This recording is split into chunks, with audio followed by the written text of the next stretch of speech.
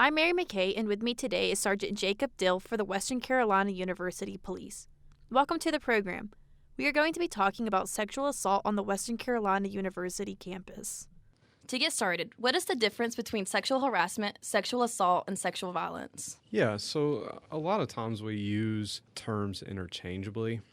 The sexual assault and the sexual violence are very close, I think, in terminology. I mean, that's going to be that act of sexually assaulting somebody, whether that be rape or sexual battery or other incident. Sexual harassment is going to be a little different. That's going to be in situations where somebody is advancing on somebody else in an unwanted manner repeatedly, coming on to them when they don't want to be, something like that.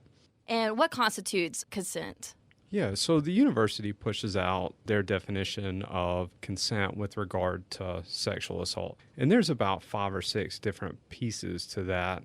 And I don't have them in front of me, but really what it comes down to is it's that affirmative exchange of words or actions to a mutually agreed upon activity, whether it be sexual nature or not. It has to be that exchange, that agreed upon activity from both parties to engage in whatever behavior they decide. What is the process after someone reports they have experienced some type of sexual assault?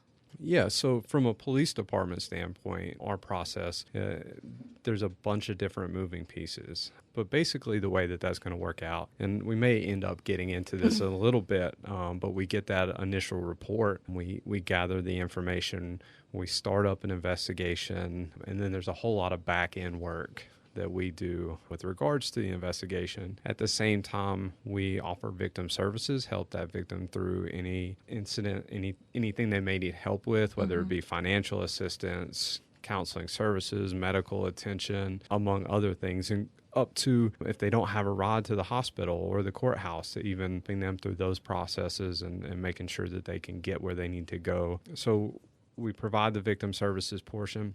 Student Affairs, Department of Student Community Ethics, they also run a parallel investigation as well. So there's a criminal side of the process, and then there's also the campus side of the process. So there's a whole lot of different moving pieces. Once we conduct that investigation, gather evidence, speak with witnesses, victims, suspects, then we push all that information along to the DA's office. The DA's office ends up ultimately making a decision on whether they're going to move forward with charges or not. Where can students get forensic exams? Yeah, so there's a couple places they can do that. Usually it's at a hospital. We like to have that student go through an exam with a SANE nurse, which is a specifically trained sexual assault examination nurse. Usually they have somebody available at Angel Hospital in Franklin. Haywood, Asheville also has some. I don't know if we have a nurse currently that is SANE certified, but we can still take them to the hospital and they can get an examination done, even here in Silva. What is the time frame for students to get an exam after an assault? Yeah, so usually the time frame, we like to see it happen within 72 hours. Sometimes it can be pushed out a little bit. Usually that first 5 days is about the window before most of that evidentiary value is gone. So we like to get it done as soon as possible, which is extremely helpful for us, especially if we can get it done in that first 72 hours. What should a victim know to help preserve the evidence? The police department, we do a lot of training. We have a really good detective here at the police department. And as far as evidence goes, the best thing that a victim can do is contact us as soon as possible. A lot of times that doesn't happen because there's some processing. Individual may not know what to do or who to call, but the quicker we can get that call, the better we will be able to collect evidentiary items. So we don't want an individual to worry about the evidentiary portion of it. We would rather them call us as immediately as possible. Now, there's always little things like if you don't take a shower, that's helpful. If you can save the clothes that you were wearing or the bedding, stuff like that is really helpful. But at the end of the day, we want that call as soon as possible. We want that report to come in so that we can go through those processes.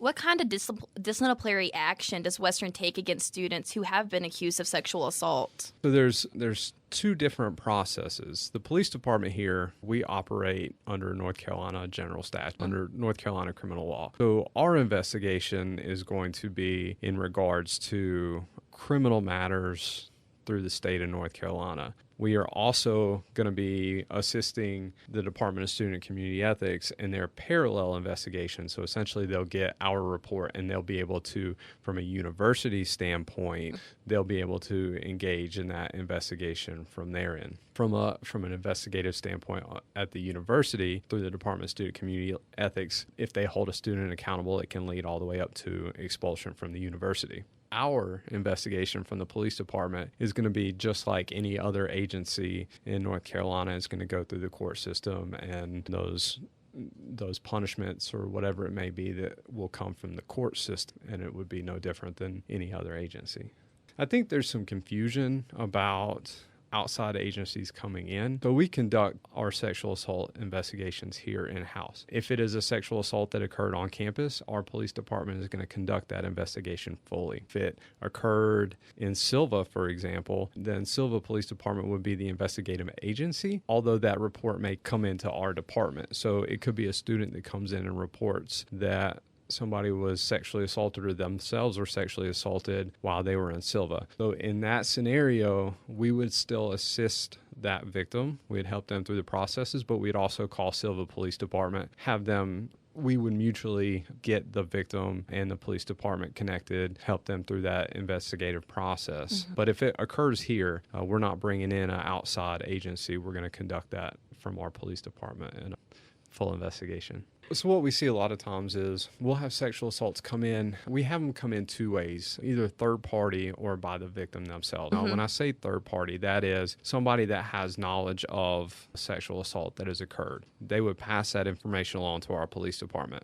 A lot of times those sexual assaults, whatever it may be, have occurred in different jurisdictions. Now, let's say it occurs in an apartment complex at Catamount Peaks, for example. Given that that is right next to our campus, one would think that we would be the investigating agency, but because it occurred outside of our jurisdiction, what we would do is explain to that victim that we're going to go ahead and get all that information. We're going to start a report on our end just so that we have it documented. But at the same time, while assisting that victim, we're going to contact Jackson County Sheriff's Office where that jurisdiction is. We're going to have a deputy come into our police department, and then along with that deputy, we'll sit down and help that student through that investigation. So if we get that information, even if it occurred outside of our jurisdiction, we still go through processes to help out that victim, making sure that they get connected with the correct jurisdiction. If a student is found guilty of sexual assault, what are the potential actions the university might take? Like I said earlier, the Department of Student and Community Ethics under Student Affairs, if they find a student accountable for that sexual assault, that can lead all the way up to expulsion from the university. From the police department standpoint, again, we operate under North Carolina law, so whatever the court punishment would be, so to speak, would be the ultimate result of that. What actions are there for students who want to report an assault? And I think you touched on this a little bit earlier with the third party and people coming in too. Yeah, so there's a lot of different ways that students can report, and faculty and staff as well. I'm not limiting it to students, or it could be somebody that's just here at the university that's not even affiliated. But those reports can come in from a multitude of ways. Either they can come in from a walk into the police department. It can be a phone call into our dispatch center where we send an officer out to speak with that individual. It can come in from a third party. So if, let's say, for example, somebody tells a friend and that friend calls the police department, an individual can report online through the website. There's student reporting. And then it could also go to like student affairs, Title IX coordinator. It could go to a bunch of different people. But ultimately, there's several ways a student can report. And sometimes it's as easy as reaching out to a professor or somebody and saying, hey, and I need some help reporting. But we prefer that anytime we have a sexual assault that victim give us a call as immediately as possible. And at the end of the day, that's the best route, is to just contact our dispatch center and speak with an officer. Are all employees required to notify someone if they learn that a person may have experienced sexual assault or some type of sexual harassment? We have what we call CSAs here on campus, and they are mandated by university policy that if they receive any information that involves a Clery crime, which the sexual assaults would fall under that category, they are required to report that information to the police department, which I think is a really good thing, because a lot of times we get those calls from professors saying a student came forward and said that they were sexually assaulted, whereas other times we may not get that information. What is the sexual violence prevention education and training requirement for students, faculty, and staff? So all new students have to go through a process of training when they are admitted to the university just after orientation. So they will go through that informational piece that's put out under Student Affairs. But then to go beyond that, we do a lot of programming and educational pieces in the classrooms, in the residence halls, out and about around campus. I would say that over probably half of our programs have some form of sexual assault component to it, where we talk about and educate on those pieces. We have programming that touches base on domestic dating, violence, and stalking. We have the RAD program, which teaches self-defense, and we push that one out. It's a real popular one. We even have a sexual assault risk awareness program where we go into classrooms and other places and talk about sexual assault, what our processes look like, and answer questions. And we do those pretty frequently. So, do students, faculty, and staff take the same education and training course? They're a little different, certainly, but very similar in nature. You know, we want students to know how to report, faculty and staff to know how to report. So a lot of the content is very similar. Now, I haven't gone through that student programming in quite some time, so I'd have to see it again. Also, I haven't been a new faculty in a while either. But yeah, it's very similar. It comes down to reporting, knowing what sexual assault is, how to report, and those major components. In the Clery Act annual report on sexual offenses, what are the items that would be stated on a report? Yeah, so if in regards to Clery, if there's a sexual assault, it's going to go into